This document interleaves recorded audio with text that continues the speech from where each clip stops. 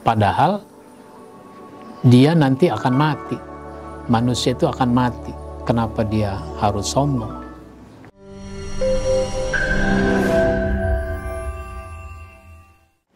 Assalamualaikum warahmatullahi wabarakatuh. Alhamdulillah, wassalatu wassalamu ala rasulillah, nabiyina Muhammadin wa ala alihi wa ashabihi wa mawala, wala hawla wala quwata illa billah, amma ba'd. Saudaraku kaum muslimin yang dimuliakan Allah subhanahu wa ta'ala, semua kita tentu bersepakat bahwa sombong jangan sampai kita miliki, karena ini sifat yang sangat buruk. Nah, sekarang bagaimana biar supaya kita bisa menghilangkannya? Untuk menghilangkannya, kita harus mengenal hakikat diri kita. Kenali diri kita. Sebab banyak orang kadang-kadang kenal orang lain, tapi tidak kenal dengan dirinya. Siapa saya? Dari mana saya? Mau apa saya? Mau kemana saya? Nah, itu yang harus kita pahami dari diri kita. Kita ini dicipta oleh Allah subhanahu wa ta'ala dari saripati dari tanah. Ini disebutkan pada surat Al-Mu'minun ayat 12 sampai ayat 15. Walaqad khalaqnal insana min sulalatin min tin. Dan sungguh kami telah menciptakan manusia dari saripati yang berasal dari tanah. Summa ja'alnahu nutfatan fi qararin makin. Kemudian kami menjadikan air mani yang disimpan dalam tempat yang kukuh, yaitu di dalam rahim.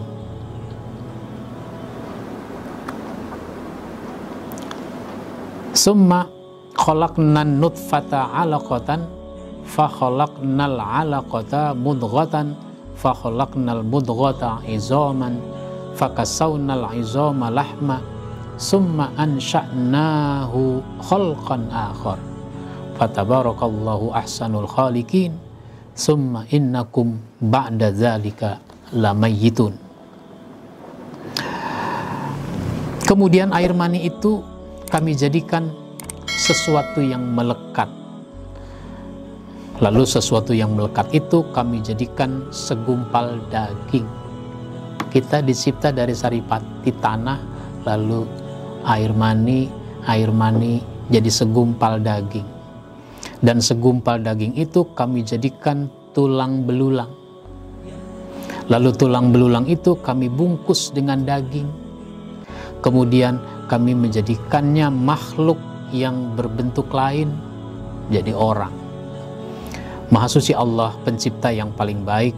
Kemudian setelah itu, sungguh kamu pasti akan mati. Apa yang membuat kita sombong? Karena kita berasal dari air mani, yang bisa jadi orang jijik. Kita dicipta dari sesuatu yang menjijikkan. Nah, tapi ternyata udah jadi orang sombong. Padahal dia nanti akan mati. Manusia itu akan mati. Kenapa dia harus sombong? Bahwa kita punya kelebihan-kelebihan, maka biar supaya kita tidak sombong, kita harus melihat orang lain. Kita ini lemah, nggak pantas kita berlaku sombong. Kita lemah, makanya kita membutuhkan orang lain. Kita hidup ini membutuhkan orang lain. Coba perhatikan sekarang, di masa pandemi, orang dibatasi hubungan sosialnya. Itu terasa tidak enak. Meskipun kita masih bisa berkomunikasi, tetap saja tidak enak. Dan orang tidak berdaya dalam soal ini. Itu contoh. Jadi untuk apa kita sombong? Sangat tidak pantas kita berlaku sombong, karena kita ini punya kelemahan yang banyak, sekalipun kita punya kelebihan. kaya nggak banyak kekayaan kita, sebanyak-banyaknya kekayaan, bahkan ada orang kaya lupa dengan hartanya sendiri. Oh, itu ada orang punya tanah di mana-mana, punya villa, punya gedung. Ternyata villa itu ditunggu oleh pesuruhnya, sehingga ada orang menggunakan. Saya pernah ke villa itu dalam satu acara.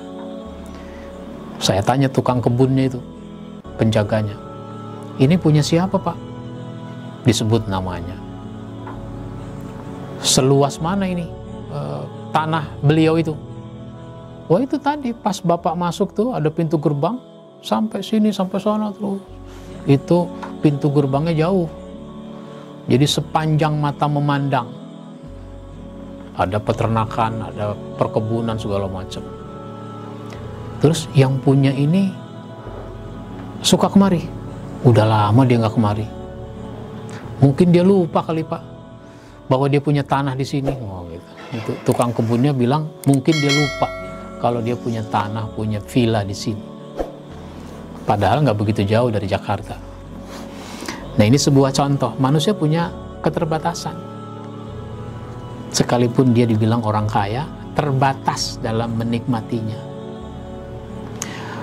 Sekalipun dia punya jabatan tinggi, dia tetap membutuhkan orang lain. Butuh pembantu, butuh pemikir, dan seterusnya. Sehingga staf-stafnya banyak. Kenapa jadi sombong? Nah, oleh karenanya Rasulullah Shallallahu Alaihi Wasallam mengajarkan kepada kita tentang ketawaduan. Jangan sampai kita menjadi sombong, dan kita harus belajar.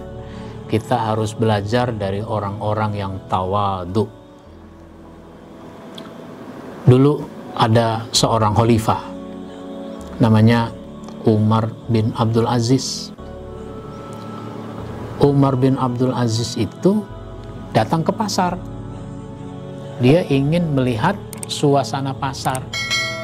Ya, kalau bahasa sekarang, dia pengen tahu keadaan pasar, ngecek harga, dan seterusnya. Karena dia mau ke pasar, maka dia memakai pakaian yang biasa-biasa saja, sebagaimana umumnya orang pergi ke pasar.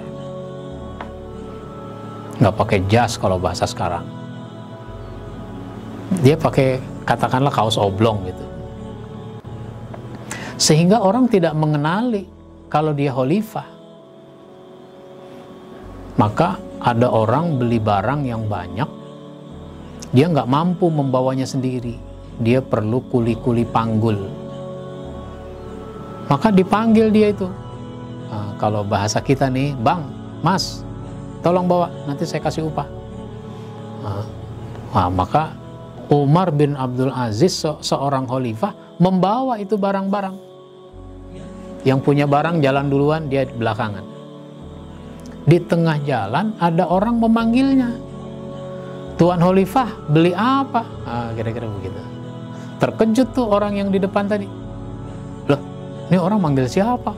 Kok Tuan khalifah? Akhirnya dia berhenti. Dia berhenti, lalu dia menurunkan barangnya sambil dia melihat siapa yang bawa barang. Oh, ternyata barang dia dibawa oleh khalifah Umar bin Abdul Aziz. Tuan, mohon maaf, saya nggak tahu. Saya kok jadi nyuruh Tuan khalifah untuk bawa barang saya. Kata Umar, nggak usah minta maaf.